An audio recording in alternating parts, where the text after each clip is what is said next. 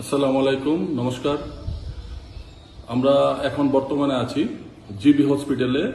গত 20 তারিখে একটা মর্মান্তিক দুর্ঘটনা হয়। যে দুর্ঘটনার মধ্যে দুজন আপন ভাই বাইকে ছিল। বাইক অ্যাক্সিডেন্ট করে একজন স্পট ডেড হয়। ওনার নাম ছিল কাউসার হোসেন, 20 বছর। আর এখন বর্তমানে আরেকজন গুরুতর আহত অবস্থায় জিবি হসপিটালে ভর্তি।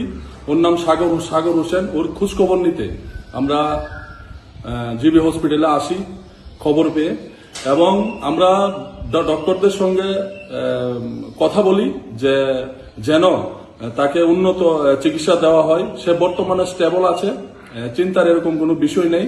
আশা করি সে খুব তাড়াতাড়ি সুস্থ হয়ে উঠবেন।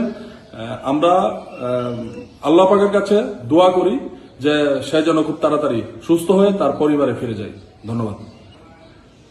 ঘটনাটা কোথায় এবং তাদের বাড়ি কোথায়? তাদের বাড়ি বক্সনগর বিধানসভার ময়নামা গ্রাম পঞ্চায়েতে, আর অ্যাক্সিডেন্টটা হয়েছিল দাউদারানী মাদ্রাসার আশেপাশে।